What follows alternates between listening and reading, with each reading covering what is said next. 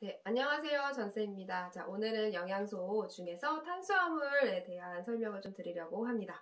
자, 탄수화물은 중학교 교과서에 뭐라고 나와 있냐면요. 주로 사용되는 에너지원이다 라고 얘기를 하고 있죠. 그래서 탄수화물은 열량, 영양소, 탄수화물, 단백질, 지방 중에 이제 하나인데요. 앞 시간까지 단백질하고 지방에 대해서 공부를 했잖아요. 단백질하고 지방은 얘는 우리 몸을 구성하고 있는 성분이었어요. 근데 탄수화물은 우리 몸을 구성하는 비율은 아주 작고 대부분이 에너지원으로 사용됩니다. 자, 탄수화물도 단백질처럼 1g당 4kcal의 열량을 내는 열량 영양소겠죠. 자, 탄수화물은 어디에 많이 있냐면요. 밥이랑 떡이랑 그리고 빵에 많이 있어요. 자, 밥은 우리의 주식이죠. 빵은 이제 서양의 주식이고요. 그래서 주식이라는 거는 그 음식으로 주로 에너지를 얻는다라고 생각을 해주시면 될 것 같아요. 자, 그럼 탄수화물은요. 다당류라는 게 있습니다. 탄수화물이 입에 들어와서 소화가 돼서 최종적으로 흡수되는 물질은 당이죠. 그죠? 포도당이라는 당이거든요. 근데 그 당이 여러 개가 있다라고 해서 다당류라고 얘기를 합니다. 그러니까 우리가 뭐 녹말이라던가, 그죠? 전분이라던가 이런 것들은 다 뭐냐면 다당류예요. 그죠? 근데 이 다당류로 섭취를 하면 우리는 바로 흡수를 하지 못하기 때문에 어떻게 돼요? 소화라는 과정을 통해서 이제 쪼개져서 포도당까지 쪼개져야 우린 그걸 흡수할 수가 있겠죠. 자, 다당류에서 이당류로 쪼개지고, 그러니까 당이 두 개가 붙어 있는 게 이당류예요. 그래서 이당류에서 마지막으로 단당. 으로 소화가 되어서 이게 이제 우리 몸에 흡수가 되게 되겠죠. 자, 탄수화물의 소화는 어디에서부터 일어나냐면 입에서부터 일어나요. 그래서 밥이 달다고 느끼시는 분. 자, 다당류는요, 단맛이 없어요, 원래. 근데 밥을 꼭꼭꼭꼭 씹다 보면 침 안에 있는 아밀레이즈라는 효소가 있어요. 자, 여러분 여기서 나이가 좀 드러나는데 아밀라아제라고 배우신 분들이 있고 아밀레이즈라고 생각하시는 분이 있어요. 그래서 요새 이런 효소나 여러 가지 과학계에 나오는 용어들이 미국식의 발음으로 바뀌면서 아밀라제라고 독일식으로 배웠던 것들을 우리 아이들은 지금 현재는 아밀레이즈라고 배우거든요. 그래서 똑같은 말이에요. 그래서 아밀레이즈라는 효소가 침에 있어서 그 침이 다당류를 이당류로 바꿔줍니다. 소화 과정이 최초로 입에서 일어나게 되겠죠. 근데 이 이당류부터는 단맛이 나요. 그죠? 그래서 꼭꼭 밥을 씹다 보면 단맛이 나게 됩니다. 그래서 밥만 먹어도 그죠? 달다라고 하시는 분은 살이 찌겠죠. 많이 먹을 거니까. 자, 어쨌든 이제 다당류에서 입에서 처음 소화가 일어나요. 근데 우리가 입에서 충분히 씹는 사람이 거의 없잖아요. 그러니까 소화의 시작은 입이지만 이제 거의 소화가 많이 일어나지 않고요. 어디에서 이제 소화가 일어나냐면 주로 십이지장. 그래서 입에서는 침에 섞여 있는 아밀레이즈라는 효소에 의해서 분해가 되고요. 십이지장에는 이자액이라는 소화액이 나옵니다. 이 이자액에는 탄수화물, 단백질, 지방을 모두 소화시킬 수 있는 효소들이 다 들어있거든요. 그 중에서 여기에서도 이제 다당류를 소화시킬 수 있는 아밀레이즈라는 효소도 들어있습니다. 그래서 얘네들이 소화를 시켜서 자, 소장에서 최종적으로 뭐가 돼요? 단당류, 포도당이나 젖당이나 과당으로 바뀌어서 이제 흡수가 되게 되겠죠. 그래서 소장에는 장액이라는 소화 효소가 나오게 됩니다. 그래서 이제 소화가 안 된 다당류, 그러니까 당류들을 소화를 시키고 그 다음에 장액에는 단백질 소화 효소가 마지막에 들어있어서 아미노산까지 분해를 시켜서 이제 소장에서 최종적으로 탄수화물, 단백질, 지방이 단당류와 그 다음에 지방산과 글리세롤로 분해가 되겠죠. 그다음 단백질은 아미노산 이렇게 흡수가 되게 되는데요. 단당에는 포도당이 있어요. 근데 포도당만 있는 게 아니라 우리가 젖당이라고 하는 것도 있고요. 이제 과당이라고 하는 것도 있어요. 그렇죠? 이렇게 이제 세 가지의 당이 있는데 얘네들로 쪼개가지고 흡수가 되게 됩니다. 그래서 이당류나 단당류는 단맛이 난다 그랬잖아요. 자, 우리가 대표적으로 달다라고 느끼는 게 뭐가 있어요? 설탕 달죠. 설탕은 이당류예요. 당이 2개짜리, 포도당 2개가 붙어 있는 거고, 그죠? 그래서 이런 것들이 이제 이제 음식들이 되겠죠. 그래서 이렇게 소장에서 흡수가 된 당들은, 자, 당들은 이제 어디로 가냐면, 자, 얘네들은 이제 물에 잘 녹는 물질이잖아. 수용성이기 때문에 혈액에 녹아서 이제 혈관을 타고 어디까지 가냐면 간까지 갑니다. 그죠? 자, 간에서 무슨 일을 하냐면요. 자, 포도당이 이렇게 쭉 흡수가 됐죠. 당이 흡수가 됐잖아요. 근데 생각보다 많이 먹었어. 그리고 우리가 밥을 매 순간 밥을 먹는 게 아니라 하루에 밥을 먹게 되면 뭐 4시간, 5시간 간격으로 아침, 점심, 저녁 이렇게 먹게 되잖아요. 계속 먹으시면 안 돼요. 자, 그러면 그때 이제 들어온 당들이 간에서 남는 당이 글리코겐이라는 물질로 다시 저장이 됩니다. 이 글리코겐은 다시 뭐예요? 다당류예요. 다당류. 그러니까 단당류는 우리가 세포에서 이거 단당류를 포도당과 같은 단당류를 이용해서 에너지를 내는 데는 쉽지만 이거 저장하기엔 좀 안 좋은 거죠. 하나하나 떨어져 있으니까 그래 차곡차곡 꿰가지고 글리코겐이라는 물질로 바꿔서 간에서 저장을 합니다. 또는 간 말고 이제 근육에서도 마찬가지 일이 일어나죠. 근육에서도 이제 남는 당이 글리코겐이라는 다당류로 저장이 돼요.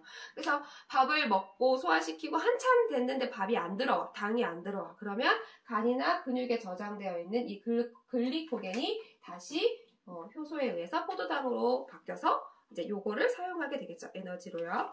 자, 그런데 우리가 너무 많은 이제 포도당, 그죠? 그 탄수화물을 먹었어요. 밥을 먹고. 우리 밥만 먹는 게 아니라 밥을 딱 먹고 나면 믹스커피 한 잔 타드시죠? 자, 믹스커피 먹고 이제 디저트로 과일이나 이제 케이크 같은 거 하나씩 또 먹게 되잖아요. 자, 그렇게 되면 당이 과하죠. 자, 당이 과해. 당이 과한다는 건 뭐예요? 혈당이 올라간다는 뜻이에요. 그죠?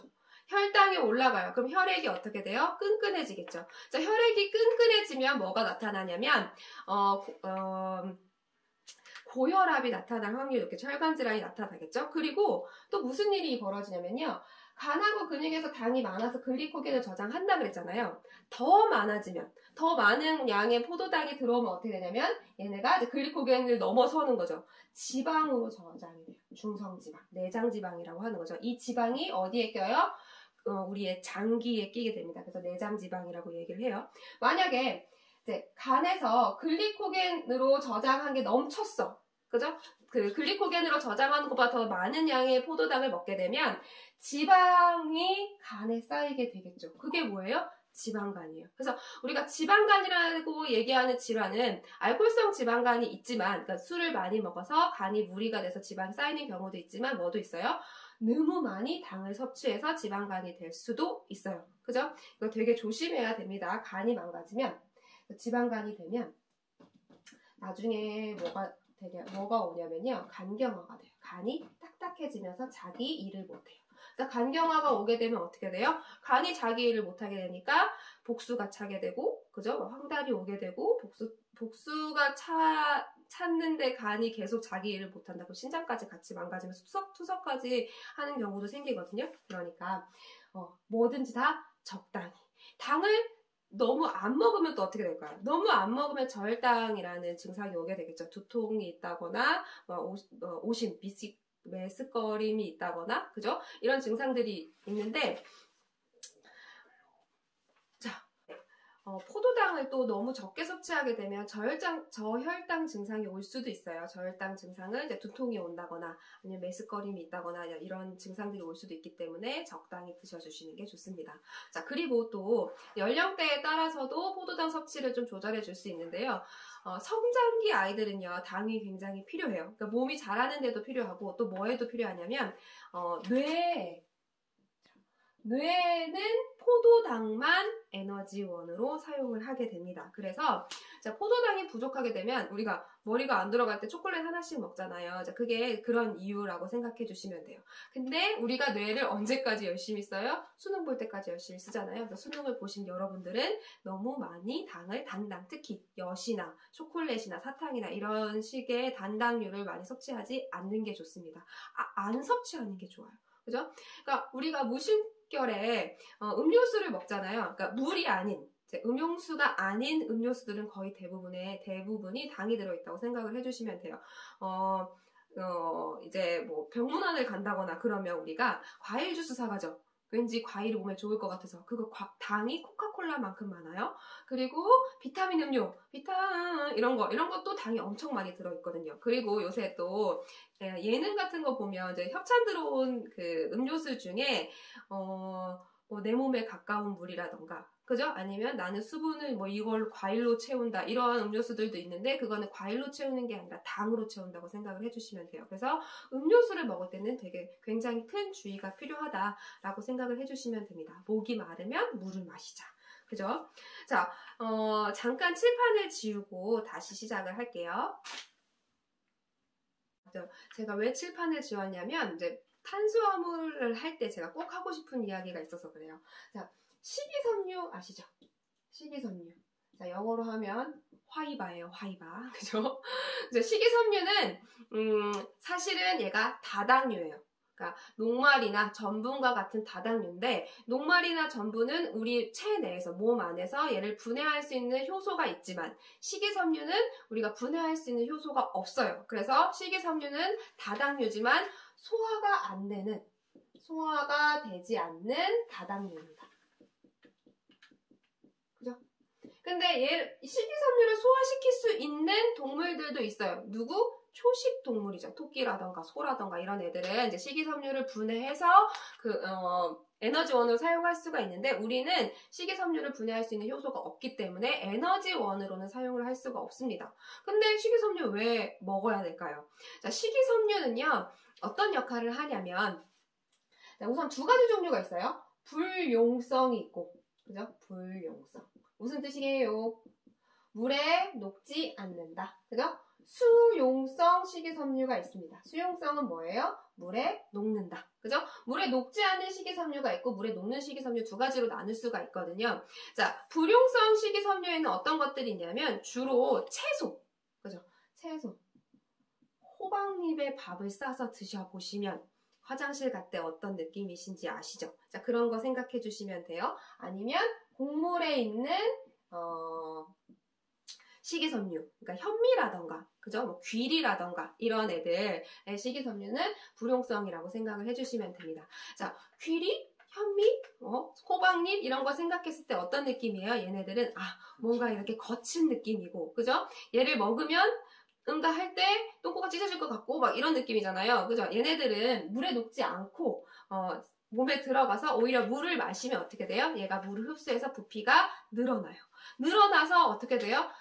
우리의 응가의 양을 늘리는 역할을 합니다. 그러면 변비로 고생하시는 분들은 우선 잘 안 드시는데 변비 오시는 분들 있잖아요. 그럴 때는 불용성 식이섬유를 많이 드셔주시면 이제 응가의 양이 늘어나니까, 그러면서 장을 자극을 하면서 배변 활동이 더 활발해질 수 있겠죠. 그리고 얘가 부피가 늘어나면 꼭 거친 식이섬유이기 때문에 식도에서부터 항문까지 그 내벽, 점막이나 내벽의 그 주름 사이사이에 껴져 있는 노폐물들을 우리가 이렇게 훑어서 내려올 수 있다고 생각을 해주시면 돼요.